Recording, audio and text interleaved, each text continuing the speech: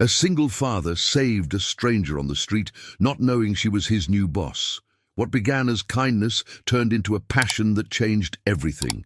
A story of fate and love that will touch your heart. Subscribe, leave a like, and comment where you are watching from. The December morning in Brooklyn promised to be stifling. The thermometer already read 82 degrees at 7 in the morning, and the humidity clung to the skin like a second layer of clothing.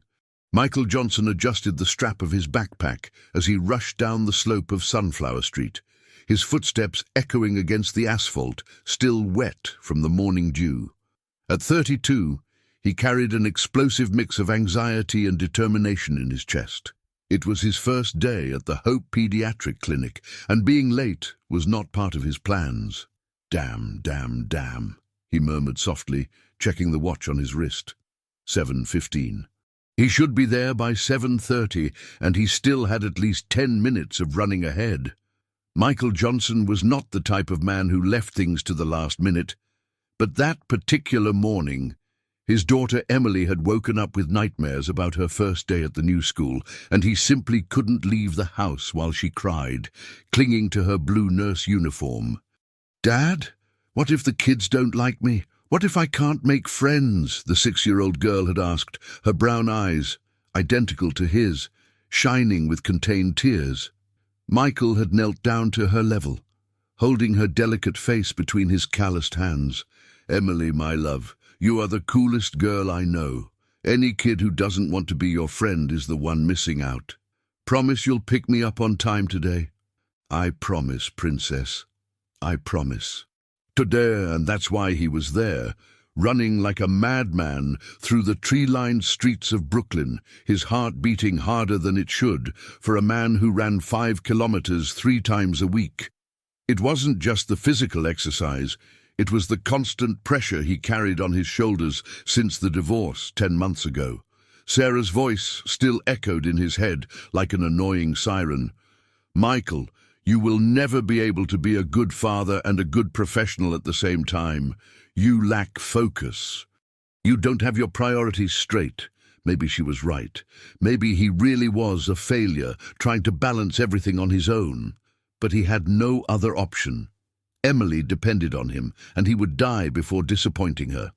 Michael turned the corner onto Harmony Street when something caught his attention. A woman was lying on the sidewalk, her brown hair spread out over the hot concrete. She wore a light grey blazer and a black pencil skirt, clothes that screamed successful professional but were now wrinkled and dirty. Without thinking twice, Michael stopped running and knelt beside the stranger. His nursing instincts spoke louder than his hurry or any other concern. "Ma'am, can you hear me?" He gently touched her wrist, checking her pulse. Strong and regular. Her skin was cool and slightly damp, probably a fainting spell due to the heat or low blood pressure. "My name is Michael. I'm a nurse. You fainted, but you're okay now." The woman slowly opened her eyes. They were a golden honey color that Michael had never seen before, with small green flecks that seemed to change intensity as the light hit them. For a moment, he completely forgot where he was. What happened?" Her voice was hoarse but melodious, with an accent he couldn't identify. "You fainted, probably due to the heat. Are you feeling better?" She tried to sit up, but Michael placed a firm hand on her shoulder. "Slowly. No need to rush." "Thank you, but I need to. What time is it?" She looked at the slim watch on her wrist and her eyes widened. "Oh my God, I'm going to be late for a very important meeting." "Ma'am, with all due respect, you just fainted in the street. Any meeting can wait a few more minutes." She looked at him with a mix of gratitude and impatience. "You're very kind, but I really need to go. It's my first day at a new job and—" "First day?" Michael smiled involuntarily. "What a coincidence. It's also my first day at a new job." "Really?" For the first time she smiled back, and Michael felt something strange in his stomach, like he had swallowed live butterflies. "So you understand the pressure." "I do. But the pressure won't ease if you faint again in the middle of the meeting." Let me at least accompany you to where you're going. I can call a cab or... No need. She stood up slowly, refusing the hand he extended. Thank you so much, really. You're very kind, but I can manage on my own. Michael watched her walk away, a little unsteady on her high heels. She stopped at the corner and waved briefly before disappearing behind a passing bus. He stood there for a few seconds, still feeling the soft perfume she wore, something floral, mixed with a hint of cinnamon. "Michael Johnson, you're an idiot," he murmured to himself, resuming his run toward the clinic. Now he was definitely late, and on top of that, he was thinking about a complete stranger when he should be focused on making a good first impression at his new job. The Hope Pediatric Clinic was located in a renovated brownstone on Frédéric Coutinho Street, painted light blue with white details that resembled a giant dollhouse. Michael stopped in front of the white iron gate, trying to catch his breath and fix his hair that was stuck to his forehead with sweat. "You got this, man. It's just another job. You're a good professional. You deserve to be here," he repeated. Michael Johnson whispered softly, like a mantra. He pushed open the gate and walked through the small garden area to the reception. A middle-aged woman with grey hair and colourful framed glasses looked at him with a warm smile. "You must be Michael. I'm Miss Celine, the receptionist. Dr. Helen is waiting for you in the conference room." "Sorry for the delay, Miss Celine. I had an unexpected issue on the way." "No worries, dear. It happens to everyone. Would you like a cup of coffee before you go up? Dr. Helen is on a call anyway." Michael accepted the coffee. He needed the caffeine to make up for the morning run and calm his nerves. "Ms. Celine led him down a corridor decorated with children's drawings to a wooden staircase that creaked softly under his feet. "Dr. Helen is a wonderful person," Ms. Celine commented as they ascended. "Very competent, you know. She studied abroad, has a ton of degrees, but she's super humble. And beautiful. Oh, if I were 40 years younger." Michael smiled, more out of politeness than genuine interest in the conversation. He was focused on mentally preparing answers for possible questions in the interview. Ms. Celine stopped in front of a light wooden door and knocked gently. "Dr. Helen, Michael has arrived." "Come in," came a voice from the other side of the door. Michael took a deep breath, adjusted his uniform once more, and entered the room. And his world stopped. Sitting behind a rustic wooden desk, still wearing the same light grey blazer from a few hours ago, now pressed and neat, was the woman he had helped on the street. Her hair was pulled into a perfect bun, and the golden eyes that had mesmerized him on the sidewalk were now looking at him with a mix of surprise and something that seemed like embarrassment. You are Michael Johnson." She stood up slowly, as if she couldn't believe what she was seeing. "And you are—" Michael swallowed hard. "Dr. Helen. Helen Cardoso, medical director of the clinic." She extended her hand formally, but her eyes avoided his. "Nice to meet you. Officially." Michael shook her hand. It was cold and slightly trembling. "The pleasure is mine, Doctor." They stood there, holding hands for a few seconds longer than would be considered appropriate until Helen realized and quickly pulled her hand back. "Please, have a seat." She gestured to the chair in front of the desk. Well, it seems we already know each other a bit, don't we?" "Yes, it seems so." Michael sat down, trying to appear professional despite the whirlwind of thoughts in his head. "How are you feeling? Better?" "Much better, thank you, and thank you again for helping me. That was very kind of you. Anyone would have done the same." "No, not everyone would have." Helen finally looked him directly in the eyes. "Most people would have just walked by. You stopped, took your time, got delayed for work. That says a lot about your character." Michael felt his face heat up.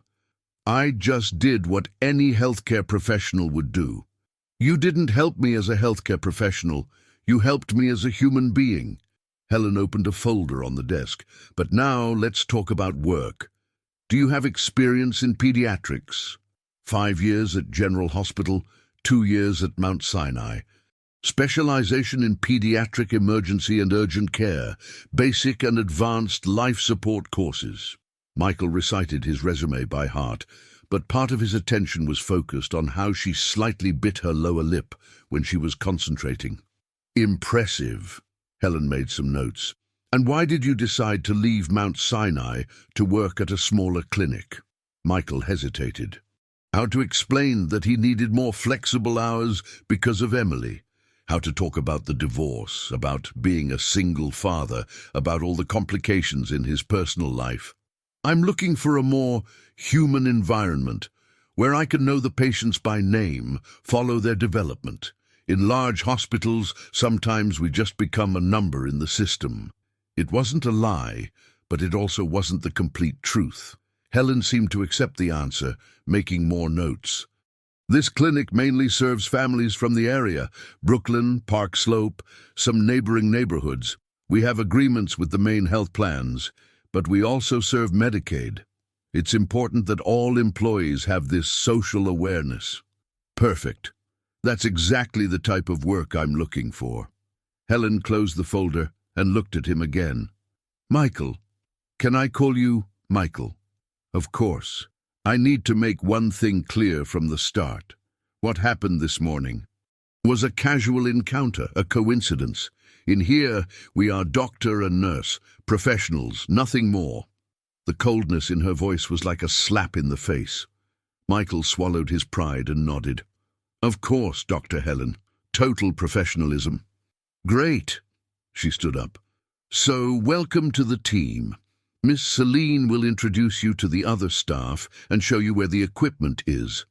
Your first shift is tomorrow at 7 in the morning. Michael stood up as well, extending his hand again. Thank you for the opportunity, Doctor. When she shook his hand, for a fraction of a second, Michael had the impression that she held on for an extra moment. But maybe it was just his imagination. See you tomorrow, Michael. See you tomorrow. He left the room with the feeling that his life had changed completely in just a few hours, but without having the slightest idea how or why. One thing he knew, working with Helen Cardoso would be much more complicated than he had imagined. The first 2 weeks at Hope Pediatric Clinic were an emotional minefield for Michael. Helen Cardoso had transformed into a glacial professional version of the vulnerable woman he had helped on the street.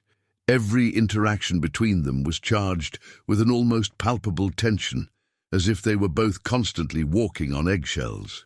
Michael, I need to review your reports from yesterday, Helen said one January morning, entering the room. Michael organized the medications where he prepared the materials for the day. His voice had an authoritative tone that he still couldn't associate with the woman with golden eyes who had fainted in his arms. Of course, Doctor. He stopped what he was doing and turned to her, maintaining a respectful distance. Is there a problem? Not exactly a problem, but I noticed some inconsistencies in the dosage you administered to the 4-year-old patient with bronchitis. Can you explain? Michael felt a twinge of irritation. He was a competent professional with years of experience and was not used to having every move questioned. The dosage was correct, according to the child's weight and Dr. Martinez's prescription. I know what the prescription was. Helen crossed her arms, a defensive posture he was beginning to recognize. But the clinic's protocol requires that dosages for children under 5 always be checked with medical supervision. A protocol that is not mentioned anywhere in the manual I received. It is mentioned. Page 47, item 3. Michael stared at her, feeling the blood rush to his face. Dr. Helen, with all due respect, I've read the manual 3 times. That protocol does not exist. For a moment, something that seemed like uncertainty passed through her eyes, but it was quickly replaced by more rigidity. Then I will provide you with an updated version of the manual. Perfect. Michael went back to organizing the medications, his movements more abrupt than necessary. Anything else? Helen stood there for a few seconds, as if she wanted to say something more, but ended up leaving without a word. Michael softly punched the counter when she left. What the hell was going on here? In the administration room, Helen threw herself into the chair and buried her face in her hands. There was no protocol on page 47. She had made that up on the spot because she was desperate to find some flaw in Michael's work that justified the distance she was trying to maintain from him. The truth was that Michael Johnson completely destabilized her. The way he had cared for her that morning, the genuine kindness in his eyes, the natural way he treated children, all of this touched defenses she had carefully built over the past 5 years. "Dr. Helen?" Miss Celine's voice at the door made her lift her head quickly. "Yes? Are you okay? You seem a bit tense lately." Helen sighed. Miss Celine had 70 years of experience reading people, and trying to hide anything from her was futile. "I'm just still adjusting. There are a lot of changes." "Ah, yes, it must be difficult, especially after being away for so long." Miss Celine approached the desk. "Michael asked about you this morning." Helen's heart skipped a beat. "What did he ask?" "He wanted to know if you were feeling well. He said he noticed you seemed tired." Miss Celine smiled mischievously. "Thoughtful guy, don't you think?" "He is a dedicated professional," Helen replied, trying to sound indifferent. "Yes, indeed. And a single father, poor thing. His little girl is adorable. She came to pick him up yesterday because the babysitter had an emergency." Helen tried not to show interest, but her curiosity was stronger. "Single father?" "Recently divorced. His ex-wife, from what I understand, was a difficult person.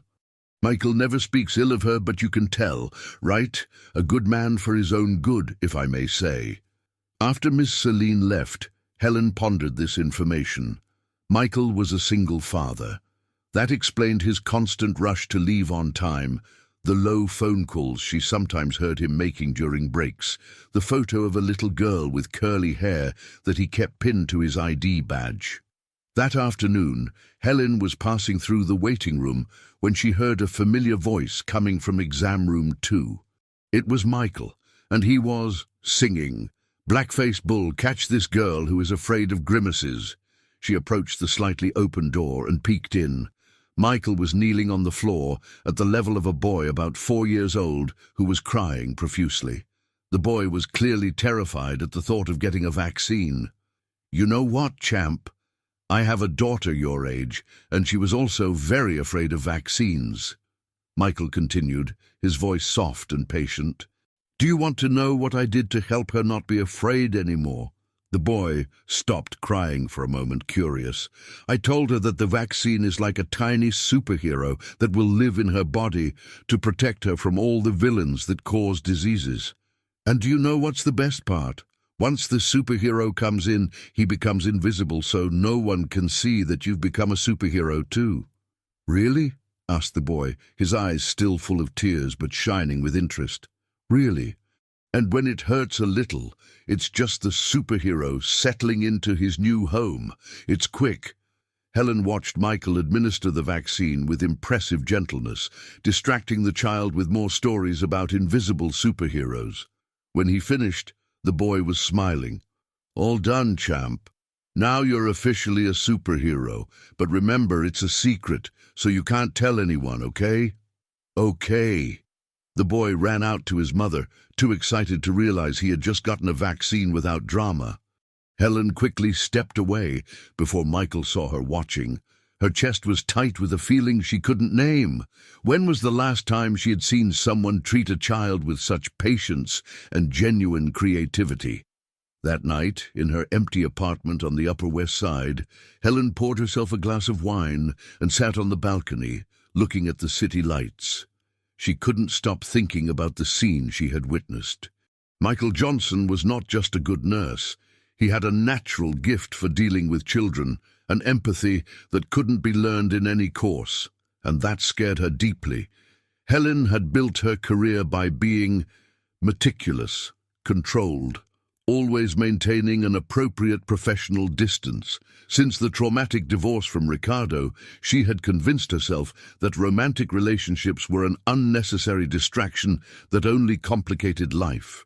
Total focus on her career, professional success, emotional independence, that was her survival formula. but Michael was cracking the armor she had so carefully built. The next day, Helen arrived at the clinic determined to maintain her professional cool, but she ended up bumping into Michael in the hallway near the elevator. "Good morning, doctor," he greeted, but his voice sounded different, more distant. "Good morning." Helen noticed he was avoiding eye contact. "Michael, can we talk?" He followed her to her office, clearly uncomfortable. Helen closed the door and turned to him. "I owe you an apology." Michael blinked, surprised. "Apologize for what?" "For the protocol on page 47. I double-checked, and you were right. There is no such protocol." "Oh." Michael crossed his arms. "Got it. I was wrong, and it was unfair to question your professional competence that way." Michael studied her for a moment, as if trying to decipher her true intentions. "Why did you do that, then?" The direct question caught Helen off guard. She wasn't prepared for such honesty. "I have been too demanding with everyone lately. The pressure of taking on leadership, wanting to prove I'm competent." It wasn't a lie, but it also wasn't the complete truth. "Dr. Helen, can I be direct with you?" She nodded, though her stomach knotted. "I don't know what I did to upset you, but if my presence here is causing any problems, maybe it's best if I look for another job." "No." The response came out louder than Helen intended. "No, Michael, you are an excellent professional. The clinic needs someone like you." "Then what is it? Why do I feel like you're constantly looking for reasons to criticize me?" Helen sat heavily in her chair, suddenly exhausted. "It's not about you, Michael. It's about me. I have difficulty trusting people because of what happened the day we met." She stared at him, confused. What do you mean?" "You fainted because you were coming straight from an emergency at the hospital, right? You worked all night." Helen's eyes widened. How did he know that?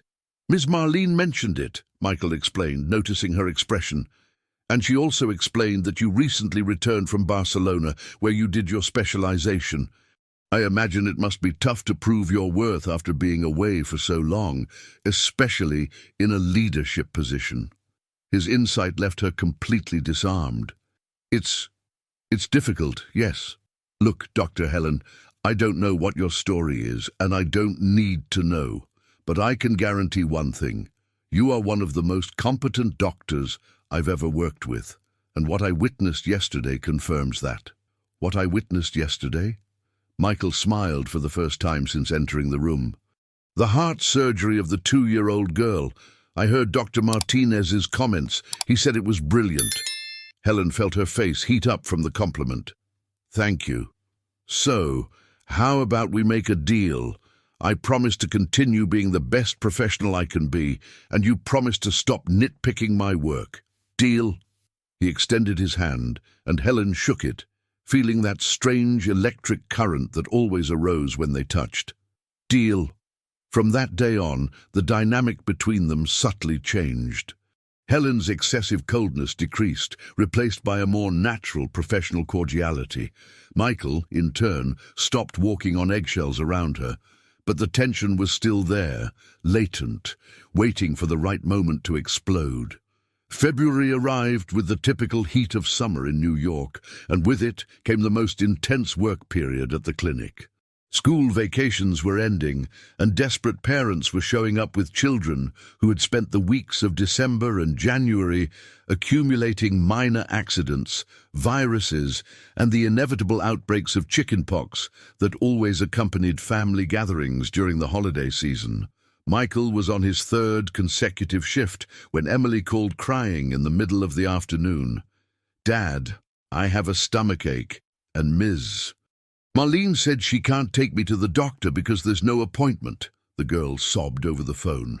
Marlene was the elderly neighbor who took care of Emily when the regular babysitter couldn't. Michael's heart sank. "Princess, what kind of pain? Where does it hurt exactly?" "Here on the side," Emily sniffled, "and I threw up my snack." Michael looked around the clinic. The waiting room was packed. He was in the middle of a shift with 3 children waiting for medication, and Helen was in an emergency surgery that had started an hour earlier. Dad will pick you up right now, okay? Stay with Ms. Marlene and don't eat anything else." He hung up the phone with trembling hands. He needed to leave, but he couldn't just abandon his shift. He looked for Nurse Carla, but she was also busy with a child who had suffered a cut on the forehead. "Problem at home?" Helen's voice behind him made him turn quickly. She had just come out of surgery, still wearing her surgical gown, with a bloodstain on her right cuff. "My daughter is feeling unwell, and Michael hesitated. How to explain that he needed to leave work to take care of his own daughter? "I need to pick her up. The person who was taking care of her can't take her to the doctor." Helen studied him for a moment. "What kind of symptoms?" "Right-sided abdominal pain, vomiting." The words tumbled out, laden with paternal panic. "Michael," her voice became firm, taking on a medical tone. "How old is your daughter?" 6. "Right-sided pain could be appendicitis. You need to go, now." "But I can't just leave in the middle of my shift. There are patients waiting for medication and—" "I'll take over your patients. Go get your daughter and bring her here. I'll examine her personally." Michael stared at her, incredulous. "But Mum, you just came out of surgery. You must be exhausted." "Michael," Helen placed a firm hand on his arm. "Go get your daughter, now. This is not negotiable." Her touch, firm yet reassuring, was like an anchor amidst the panic that had settled in Michael's chest. "Thank you," he murmured, grabbing the car keys. "And Michael," she called him as he was leaving, "drive carefully. Panic doesn't help anyone." 30 minutes later, Michael entered the clinic carrying Emily in his arms. The little girl was pale and whimpering softly, clinging to her father's neck as if she would drown if he let go. "Is it her?" Helen appeared immediately, already washing her hands. "Hi, Emily. I'm Dr. Helen. Your dad has told me a lot about you." Emily lifted her head from Michael's shoulder and looked at Helen with a mix of curiosity and apprehension. "Are you my dad's boss?" Helen smiled, and Michael noticed it was the first time he had seen her smile genuinely. "I am. And you are the princess he keeps talking about." "Does he talk about me at work?" Emily asked, momentarily forgetting her pain. "All the time. Do you want the doctor to check your tummy to see what's bothering you?" For the next 20 minutes, Michael watched as Helen transformed into someone completely different from the strict doctor he knew. She examined Emily with infinite gentleness, explaining each procedure in simple words, humming softly during the abdominal palpation to distract the little girl. "Well, Princess, the good news is that it's not appendicitis," Helen finally said, taking the stethoscope off her neck. "It looks like a viral gastroenteritis, very common this time of year." The relief Michael felt was so intense that his legs almost gave out. "Are you sure?" "Absolutely. But she will need rest, constant hydration, and a light diet for the next 2 days." Helen turned to Emily. "That means you'll have to stay home, lounging around, drinking lots of fluids and eating only light snacks. What a sacrifice, right?" Emily laughed for the first time since Michael had picked her up. "Can I watch cartoons?" "You can, but only if you promise to drink all the homemade electrolyte solution your dad makes." "I promise." Michael watched the interaction between his daughter and Helen with a strange feeling in his chest.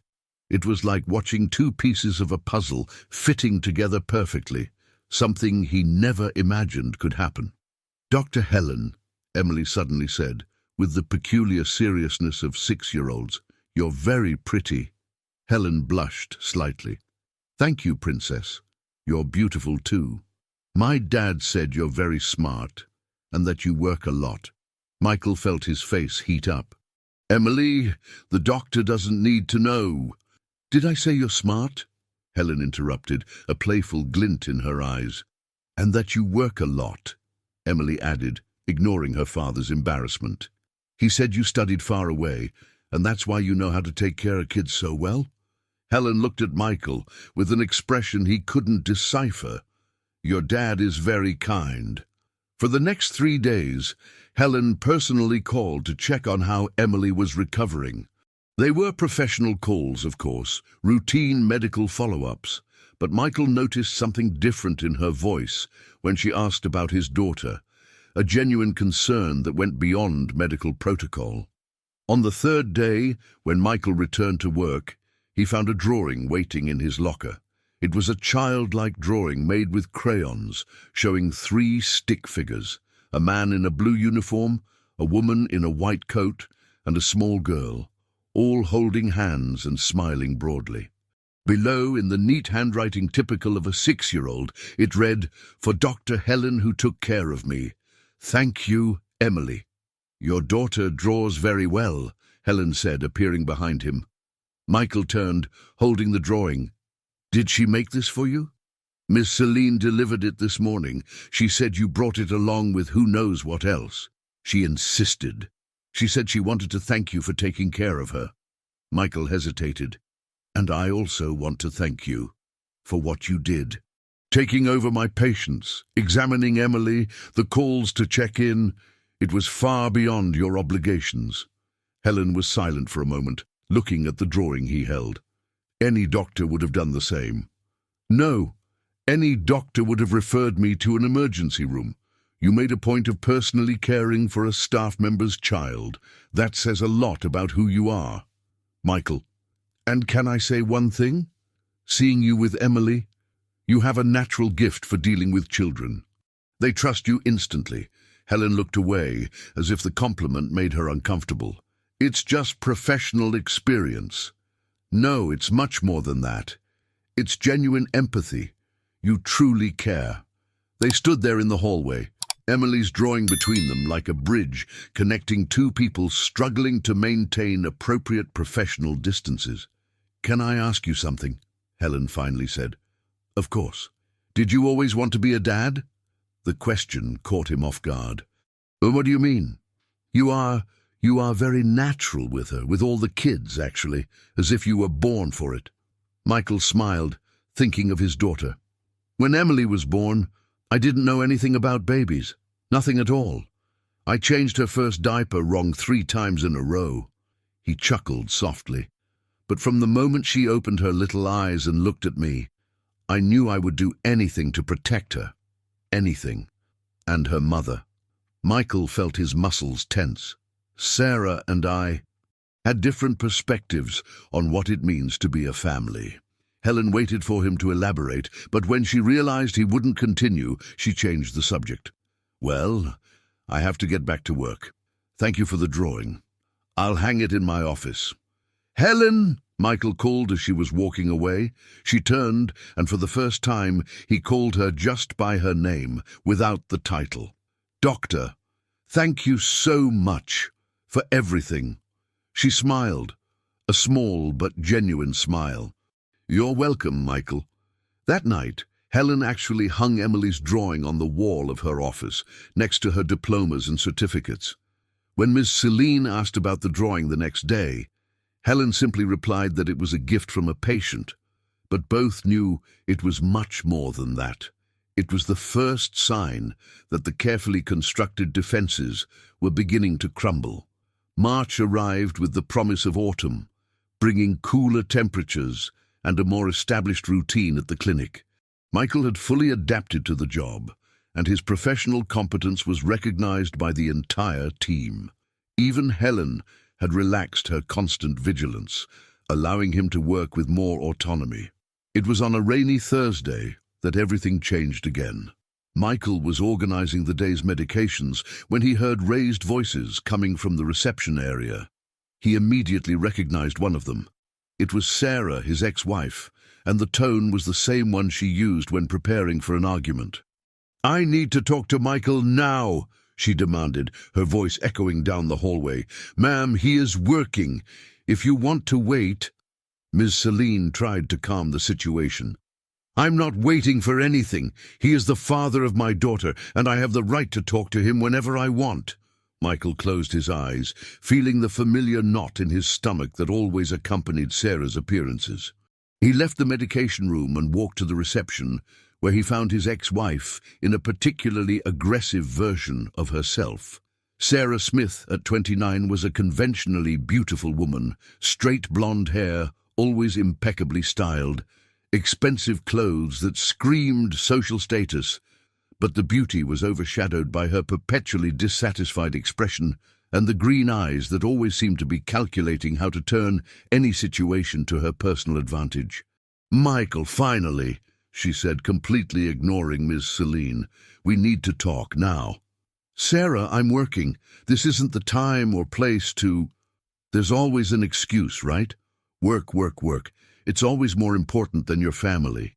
Michael felt the eyes of the small audience in the reception area, Ms. Celine, two mothers with children waiting for their appointments, and Nurse Carla, who had come to see what was happening. "Let's talk outside," he said, trying to keep his voice low. "No, I'm going to talk right here since you never have time to have a proper conversation." Sarah crossed her arms, taking the battle stance Michael knew all too well.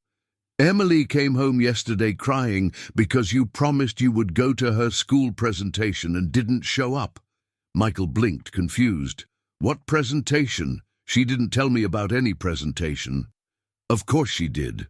On Monday when you picked her up.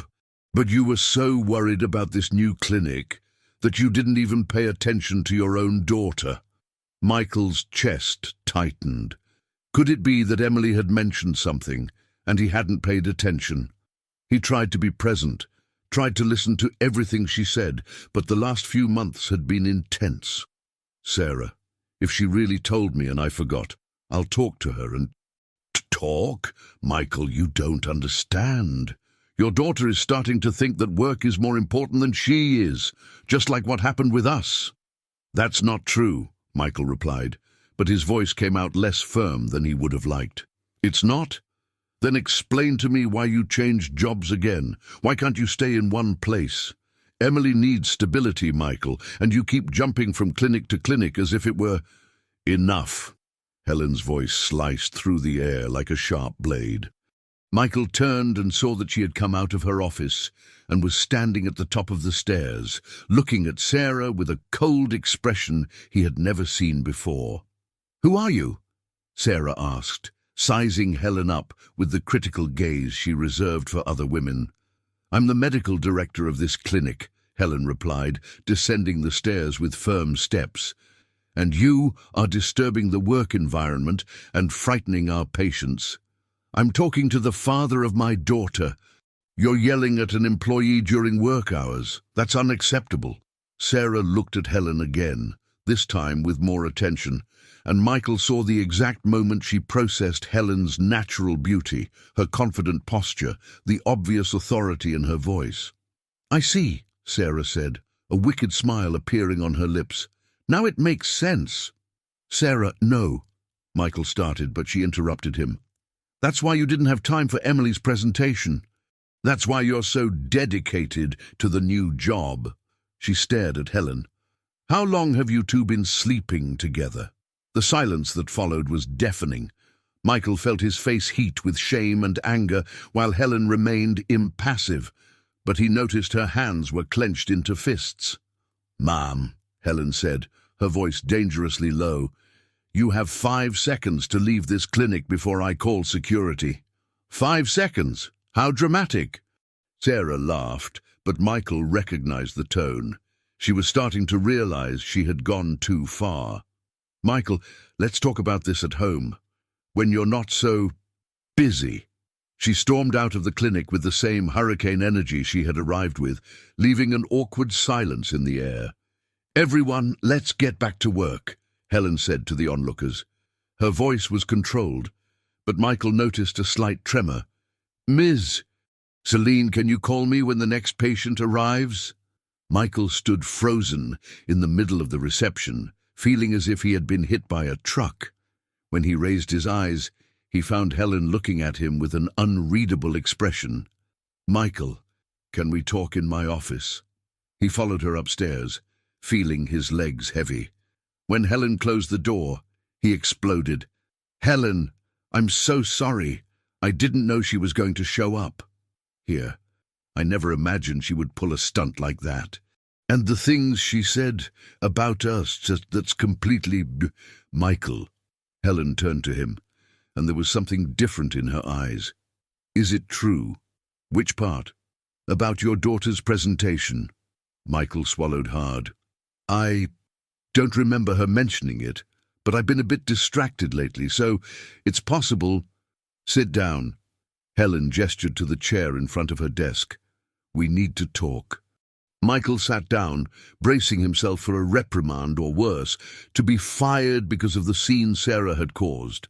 "First," Helen said, sitting down as well, "your ex-wife has no right to come here and publicly humiliate you. What she did was unacceptable." Michael blinked, surprised. She was right about one thing. "I've been distracted lately. Every single dad is distracted. You're juggling work, home, parenting, a recent divorce. It would be strange if you weren't distracted." But what if I really forgot about Emily's presentation? What if she really mentioned it and I wasn't paying attention?" Helen studied him for a moment. "Can I ask why you got divorced?" The question caught him off guard. "Why do you want to know?" "Because from your ex-wife's reaction today and the things she said, I get the impression you've heard those accusations before." Michael sighed deeply. "Sarah always thought I wasn't ambitious enough, that I was settling for less. When Emily was born, I wanted to spend more time at home, maybe work part-time for a while, and she got furious. She said I wasn't man enough to properly support a family." "I see. She wanted me to go into medicine, to become a doctor, to earn more money, to have more prestige. She never understood why I liked being a nurse." Michael looked at his own hands. "When we started fighting constantly, I began working more hours to avoid the arguments. Then she accused me of not being present. It was an endless cycle. Michael, look at me." Helen waited until he raised his eyes.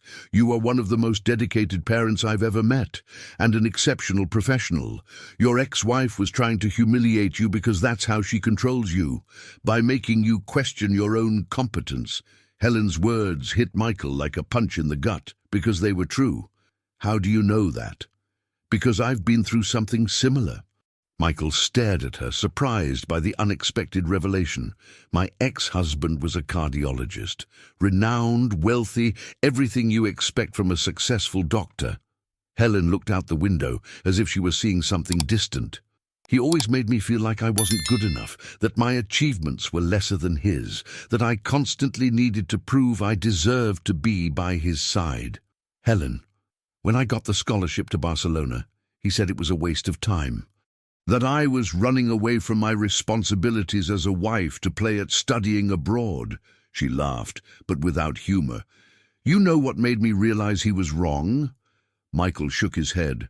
"When I arrived in Barcelona and realized that no one there knew who my husband was, for the first time in years I was judged solely by my competence, and I discovered that I was much better than he ever made me believe." Michael fell silent, processing this unexpected revelation about Helen's life. "What I'm trying to say is that people like our ex-spouses use our insecurities against us. They make us question our own perception of reality." "Gaslighting," Michael murmured. "Exactly." Helen leaned forward. "So when your ex-wife comes here and accuses you of being an absent father, stop and think, does that align with reality? Do you know any father who carries a picture of his daughter on his badge? Who rushes out of work every time she sneezes? Who sings lullabies to strange children because it reminds him of his own daughter?" Michael felt his eyes welling up. "Thank you for saying that." "And Michael, if your daughter really mentioned a presentation and you forgot, that doesn't make you a bad father. It makes you human." They sat there in silence for a few minutes, the weight of the conversation hanging between them. Michael felt more relieved than he had in months, as if a gigantic weight had been lifted from his shoulders. "Can I ask an indiscreet question?" Helen finally said. "After what you just shared with me, you can ask anything. Why did she show up here today? I mean, why now?" Michael thought for a moment. "Honestly, I think she's scared." "Of what?" "That I might be happy, that I found someone, that makes me question why I accepted being treated that way for so long." The words slipped out before Michael could filter them, and he realized what he had just implied. Helen realized it too, as her eyes widened slightly. Michael. Helen, I know we're colleagues. I know you're my boss. But I can't pretend that working with you every day isn't changing things for me. The silence that followed was charged with a completely different tension than what had existed between them before. Michael, this is complicated, Helen finally said. I know. Very complicated. I know. And I don't know if it's a good idea. Helen, Michael gently interrupted her. Are you trying to convince me or convince yourself? She stared at him for a long moment, and Michael saw something moving behind those golden eyes. Fear, desire, confusion, all mixed in a silent storm. Before either of them could say anything more, Miss Celine knocked on the door. Dr. Helen, the next patient has arrived. We'll be down in a moment, Helen replied, but her eyes didn't leave Michael's. Can we talk about this later? Michael asked. Helen nodded slowly. We can. But when they went downstairs to the floor, both returned to their professional duties, but both knew that something had changed irreversibly between them. The line they had carefully drawn between their professional and personal lives had been crossed, and there was no going back. The week that followed the confrontation with Sarah was marked by a strange dance between Michael and Helen.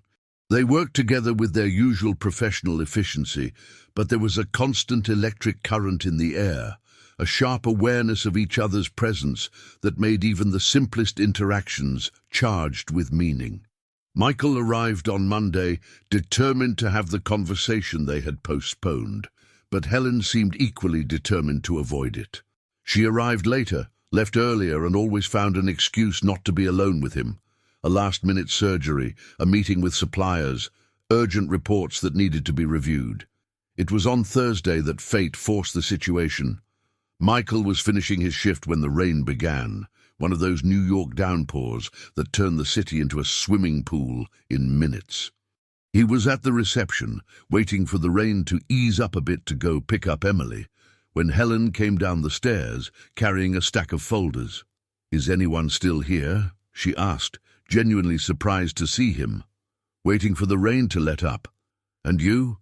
I thought you had left hours ago. Helen glanced at the folders in her hands. Meeting with the auditors tomorrow. Trying to organize the documentation. They stood there, listening to the sound of the rain against the windows and the echo of their own breaths in the empty building. Michael, Helen finally said, about what we talked about last week. You've been avoiding this conversation for 5 days, he gently interrupted her. I'm not avoiding it. I'm just trying to think of the best way to...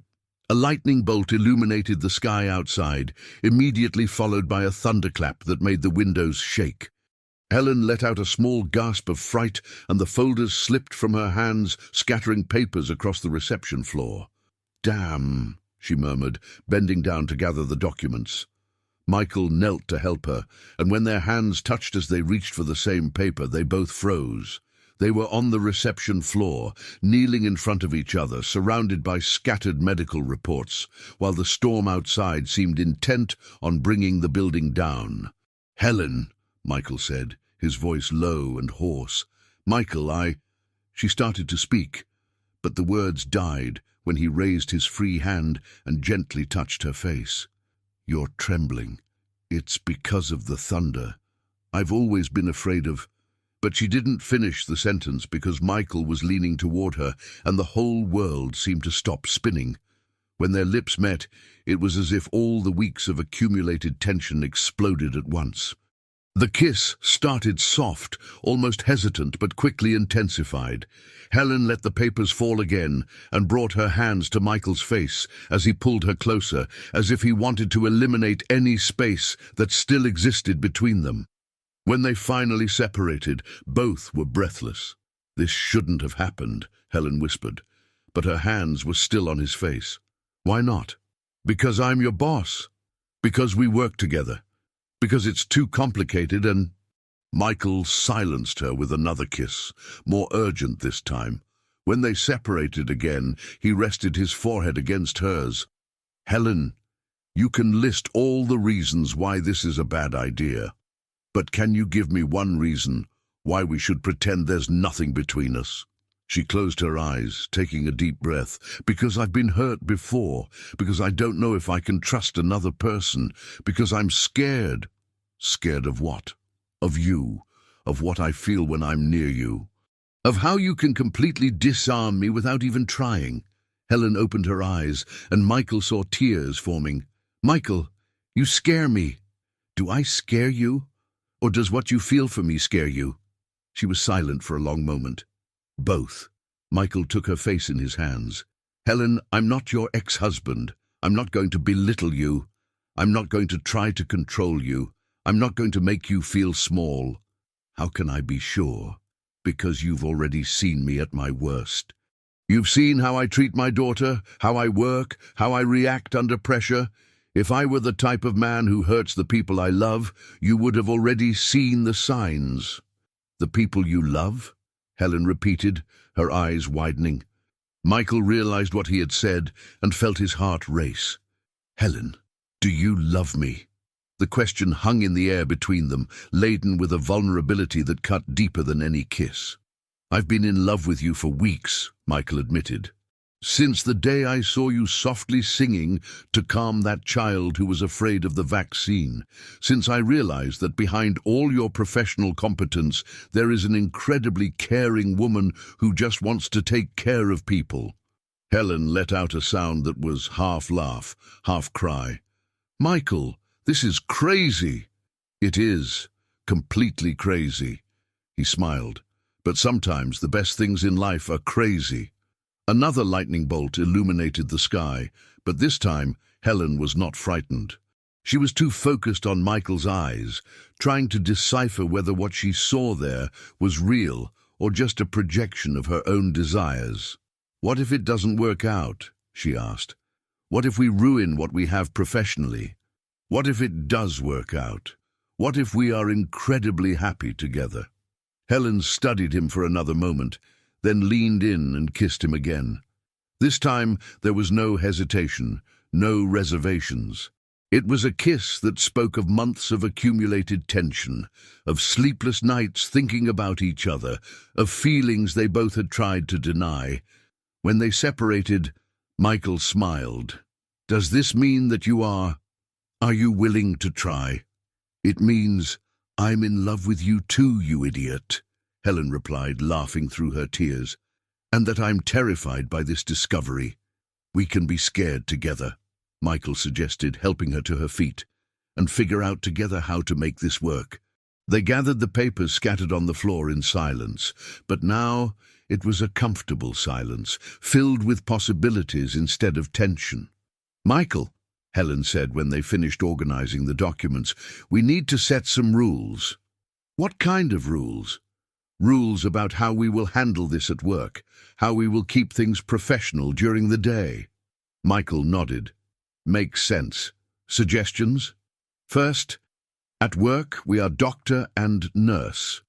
No special treatment, no public displays of affection."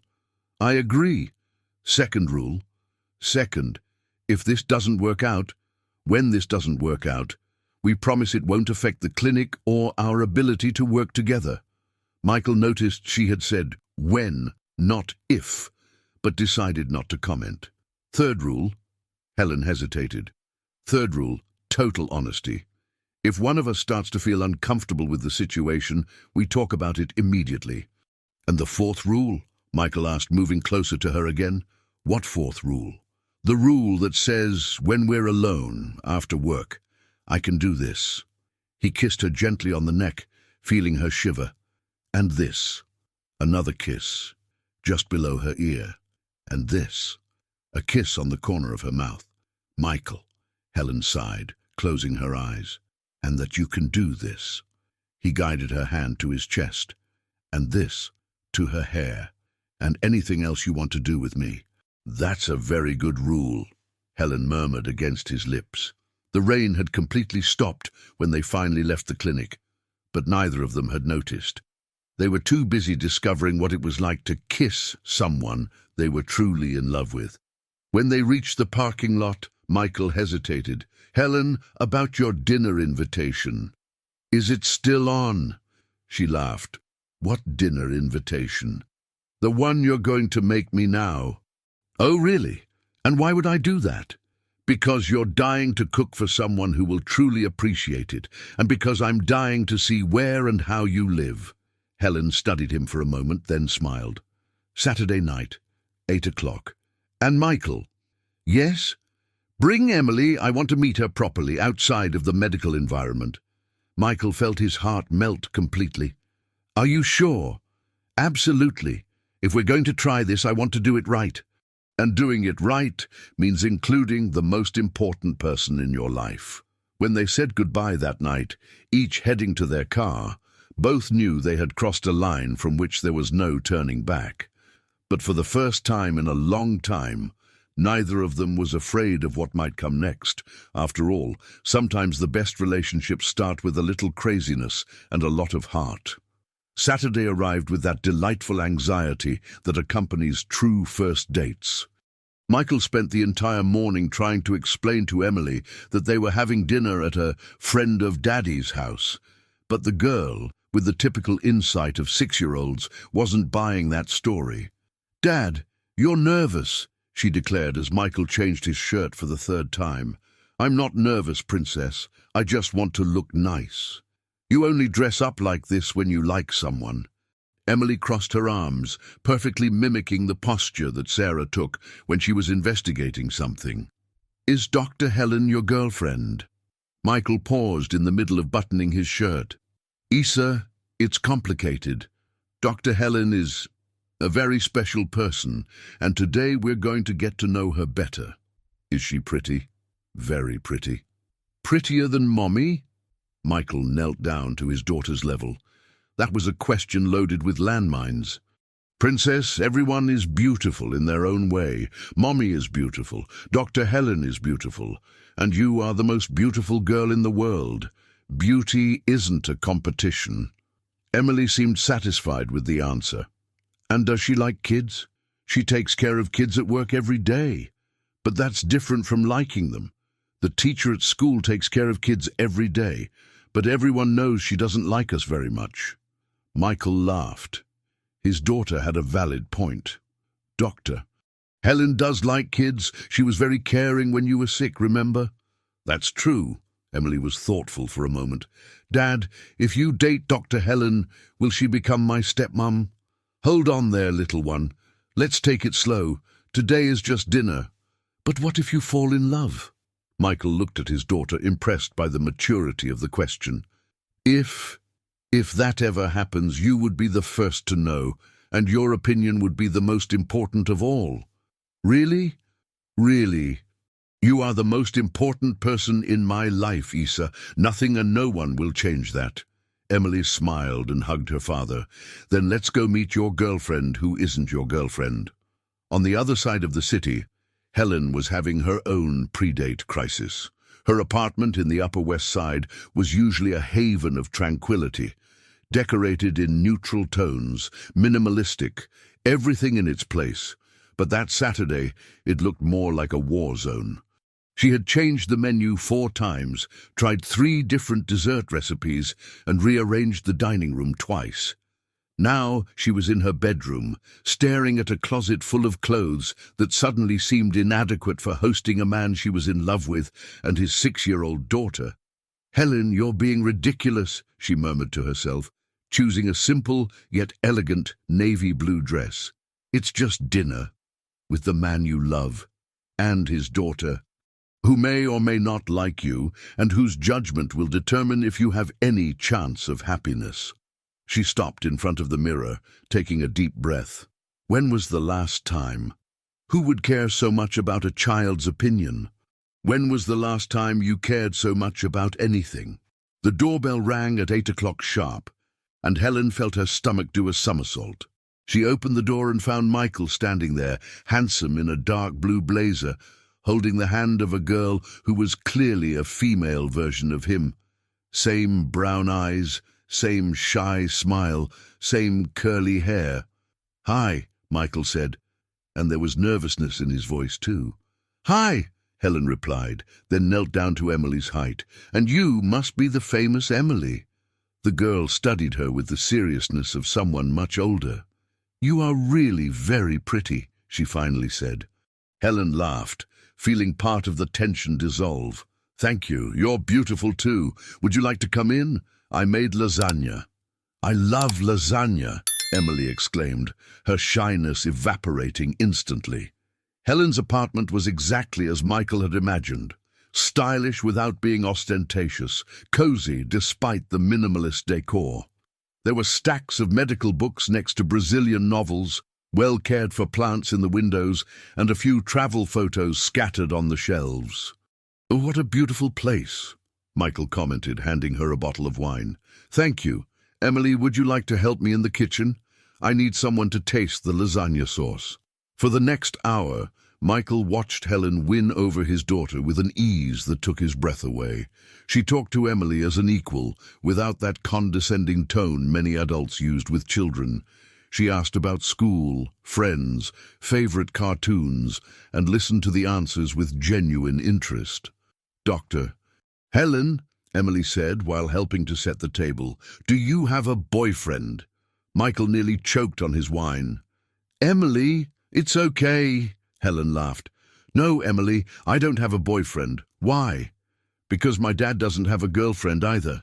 And you two keep looking at each other with those eyes." "What eyes?" Helen asked, clearly enjoying herself. "The eyes of people in love, like in Disney movies." Michael buried his face in his hands, feeling his face catch fire. "Sorry, she's very direct." "I like direct people," Helen said, winking at Emily. "It's easier to understand." During dinner, the conversation flowed naturally. Emily talked about her new school, how hard it was to adapt after the move, about the drawings she liked to make. Helen shared stories from her time living in Barcelona, describing the city in a way that made Emily's eyes shine with curiosity. "One day I want to visit other countries," the girl declared. "Dad said that when I grow up, I can travel wherever I want." "And you will," Michael confirmed. "You can be whatever you want, Princess. A doctor like Dr. Helen, an artist, a teacher, an astronaut, or a nurse like you, Dad." Michael smiled, touched by his daughter's response. Helen watched the interaction between the two with a tightness in her chest. There was so much love there, so much natural complicity. After dinner, while Michael helped Emily wash her hands, Helen organized dessert, a chocolate mousse she had made that morning. "Can I ask a personal question?" Michael said, returning to the kitchen alone. "Sure. Do you want to have kids? Your own kids?" Helen stopped stirring the mousse. It was a question she had been avoiding answering for years. "I never thought much about it. I've always been focused on my career, and after the divorce, it felt like that chapter had closed. Now." She looked into the living room, where Emily was flipping through an architecture magazine, too focused to pay attention to their conversation. "Now, seeing you two together, seeing what a real family is like, makes me question a lot of things." Michael stepped closer to her. "Helen, I need you to know that Emily comes first. Always. If that's a problem for you—" "Michael." She placed her hand on his chest. "Look at me. If you put anyone else before your daughter, I wouldn't be in love with you. The fact that you are a devoted father is not a hindrance for me. It's one of the things that attracts me most to you." He pulled her closer, resting his forehead against hers. "How do you always manage to say exactly what I need to hear?" "Natural talent," she joked, but then became serious. "Michael, can I tell you something that scares me?" "Of course." I caught myself imagining what it would be like. You two in my life, me helping with her homework, cooking for you both, being part of a family. And why does that scare you? Because it's been a long time since I've let anyone into my life. And now I'm imagining not just letting you in, but also a 6-year-old who might decide she doesn't like me and... "Helen," Michael gently interrupted her. "Look over there." Helen turned and saw Emily on the couch, sleeping deeply, hugging the magazine she had been flipping through. "She never sleeps away from home," Michael whispered. "Never. Not at my mom's house, not at my ex-mother-in-law's. But look how peaceful she is here. Maybe she's just tired. Maybe. Or maybe she feels safe here. With you." Helen looked at the sleeping girl, her heart filling with a tenderness she hadn't expected to feel. "She's special, Michael." "She is. And from the way she was looking at you during dinner, I think the feeling is mutual." They spent the next hour sitting on the porch, drinking wine and talking softly so as not to wake Emily. Michael shared more details about the divorce, the challenges of being a single father, his fears and hopes for the future. Helen talked about Barcelona, the loneliness she felt there, how returning to the US had been both a fresh start and a setback. "Can I ask you something?" Helen said as it was getting past 10 at night. "Always." "What do you want? I mean, from us? What does this—" Michael pondered for a moment. "Honestly, I want to wake up in the morning excited to see you. I want to call you in the middle of the day just to hear your voice. I want Emily to have a strong female figure in her life, someone who can teach her things I can't. I want someone to share the worries and joys with." "And romantically?" Michael smiled. "Romantically, I want to kiss you every day. I want to know every inch of your body. I want to make you laugh, make you feel desired, make you feel loved. I want to build something real with you." Helen felt a wave of warmth wash over her body. "Michael, and you? What do you want?" She fell silent for a long moment, organizing her thoughts. "I want to stop being afraid. I want to wake up next to you and not panic thinking about all the ways this could go wrong. I want to learn how to be part of a family. That's not something you learn, Helen. It's something you live." When it was time to leave, Emily woke up sleepily and allowed Helen to help her put on her little jacket. The girl spontaneously hugged Helen, whispering a "thank you for the lasagna" that brought tears to Helen's eyes. At the door, Michael leaned in to kiss Helen, but remembered Emily and hesitated. "Dad," the girl said with an exaggerated sigh, "you can kiss her. I won't tell anyone." Michael and Helen laughed, and he kissed her gently while Emily pretended to look the other way, but was actually watching everything with satisfaction. "So?" Michael asked when they pulled apart. "How was it?" "It was perfect," Helen replied, and for the first time in years she truly believed that maybe it was possible to have a happy ending. April brought with it a subtle change in the dynamics of the clinic. Michael and Helen managed to maintain their promise of professionalism during work, but those who knew them well noticed small signs. She smiled more, he seemed more relaxed, and there was a connection between them that went beyond professional competence. Miss Celine, with her 70 years of wisdom, was the first to comment. "You two are different," she declared one morning while organizing patient files. "Lighter." Michael almost dropped his cup of coffee. "What do you mean, Ms. Celine?" "Oh, son, don't play dumb. Dr. Helen has been humming. Humming! This woman never even whistled before. And well, you don't have that abandoned puppy look you had when you got here." Helen, who had come down in the middle of the conversation, blushed slightly. "Miss Celine, you're imagining things." "Imagining nothing. 40 years of marriage taught me to recognize the signs." The elderly woman winked at them. "And about time, if I may say so.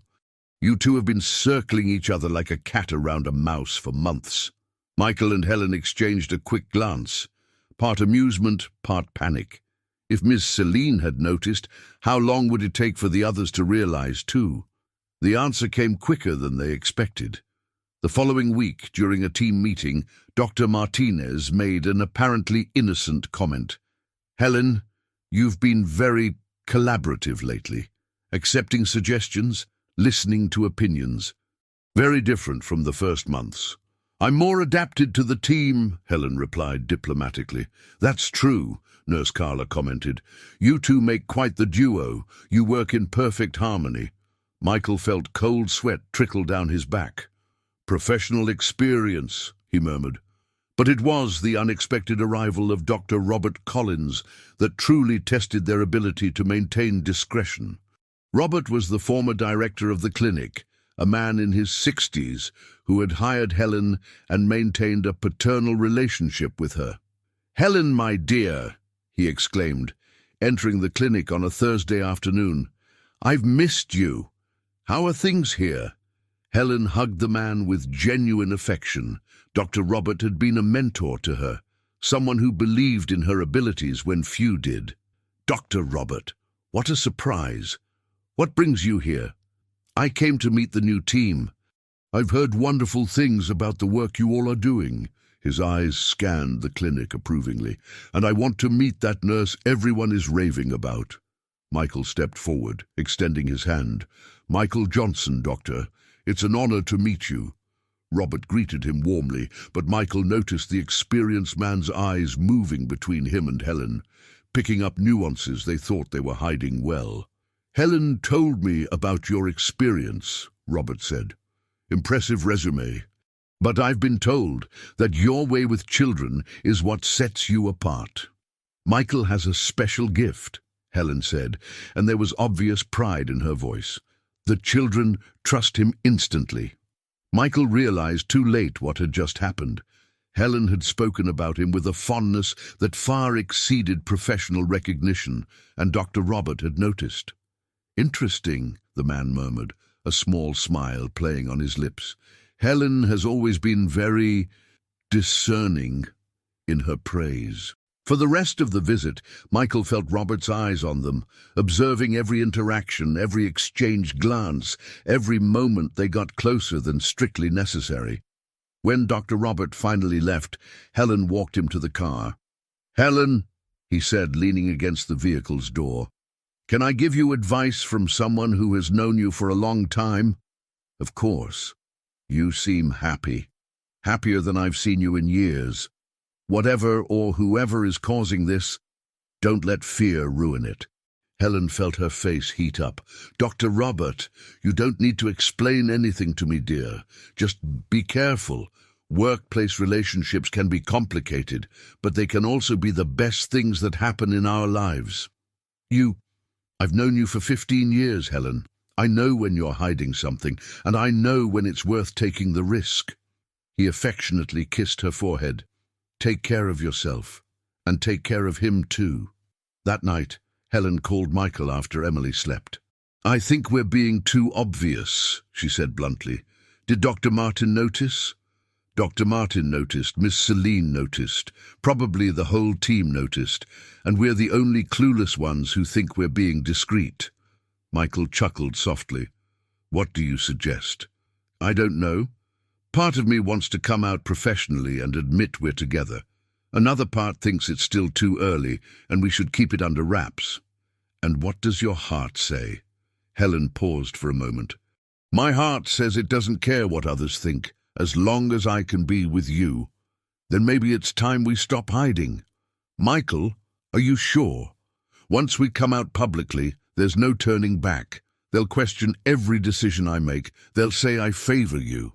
"Helen, love," Michael interrupted her, and she felt her heart skip at the word love, spoken so naturally.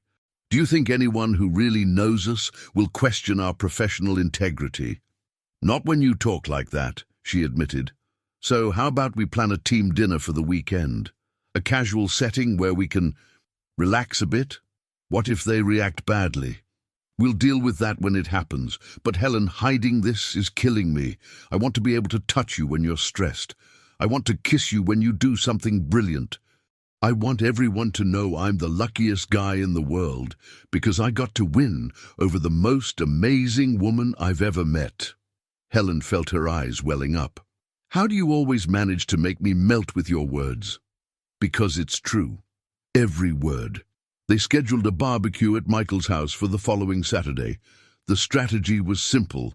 gather the team in an informal setting and let people naturally realize they were together. Saturday arrived cloudy but dry.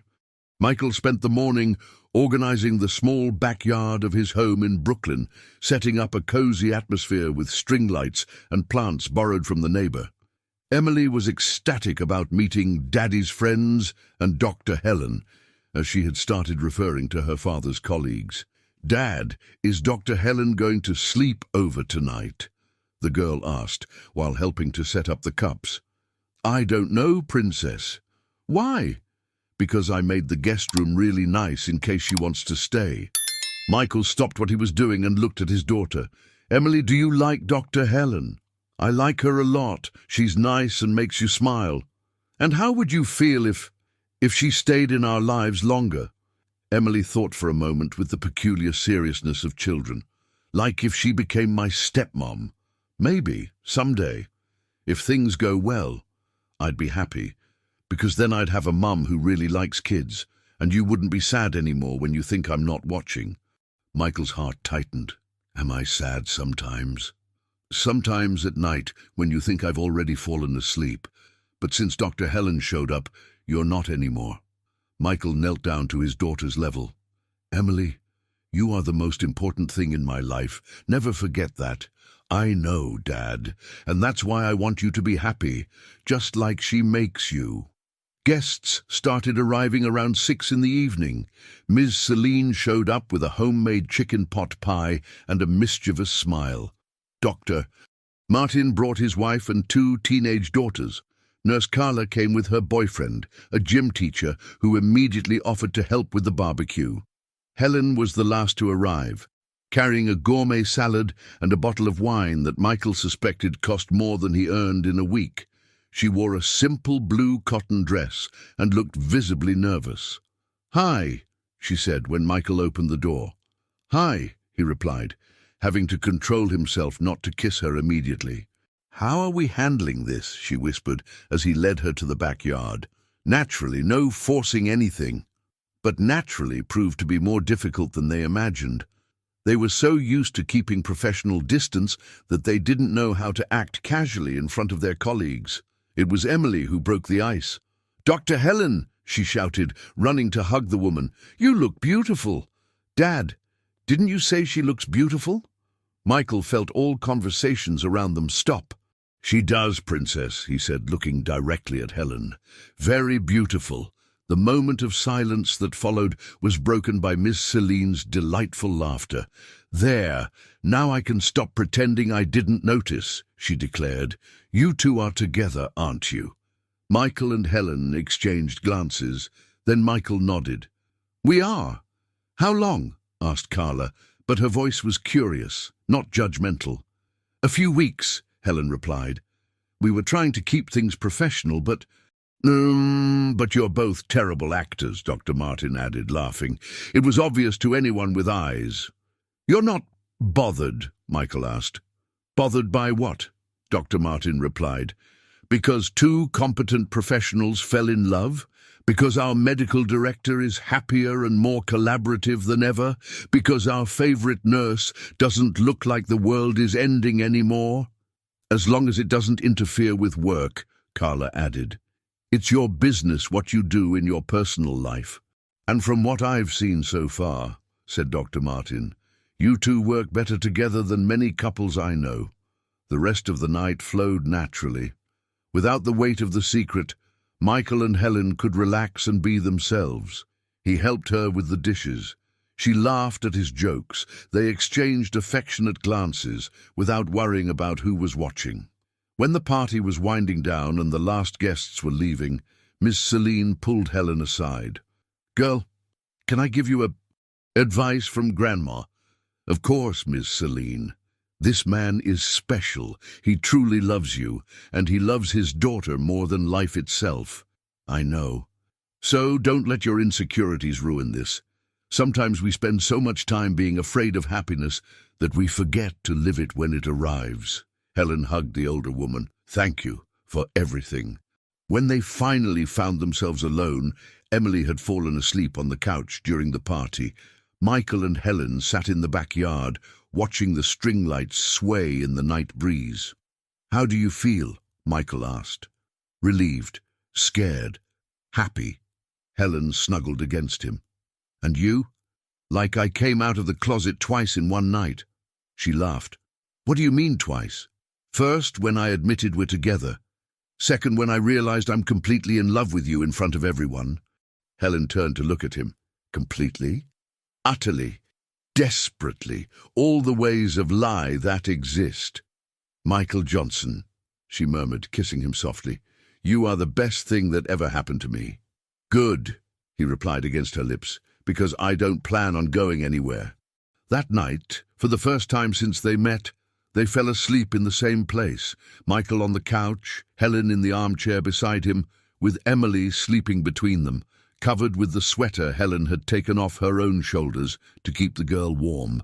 It was the perfect image of a family that was just beginning to form. May arrived with its cool mornings and the promise that the relationship between Michael and Helen was entering a new phase. Now that they no longer needed to hide at work, they discovered a freedom they didn't know was missing. Small, affectionate gestures during work hours, lunches together without professional excuses, and the peace of being able to be authentic. But it was on a Monday that the first real storm hit them. Michael was in the medication room when his phone rang. Sarah's name on the screen made his stomach churn immediately. "Hello? Michael, we need to talk. It's about Emily." The coldness in his ex-wife's voice put him on high alert. "What kind of talk?" "In person, tonight. I'm picking Emily up from school and taking her to my house. You come at 8. "Sarah, you can't just decide." "I can. I'm her mother too. And after what I found out about you, I think I need to rethink some things about custody." The line went silent, leaving Michael staring at the phone with his heart racing. What had she discovered? How did she find out? And what the hell did she mean by rethinking custody? Helen found Michael 20 minutes later, sitting in the small garden behind the clinic, staring into space with an expression she had never seen before. "Michael, what happened?" He told her about Sarah's call, and Helen saw the fear grow in his eyes with each word. "She can't take Emily from you," Helen said, but her own voice was uncertain. "Not like this, out of nowhere." "She can. If she proves that changes in my personal life are affecting Emily's well-being, she can request a custody review." "But what changes? You're happy, more stable, Emily loves—" "Exactly. Emily loves having you around, and that must be bothering Sarah." Helen felt as if she'd been punched in the stomach. "Michael, do you think she's doing this because of me?" "I don't know. Maybe. Probably." Michael ran his hands through his hair, a gesture of despair that Helen was learning to recognize. "Helen, if Sarah can prove that our relationship is negatively affecting Emily—" "But it's not.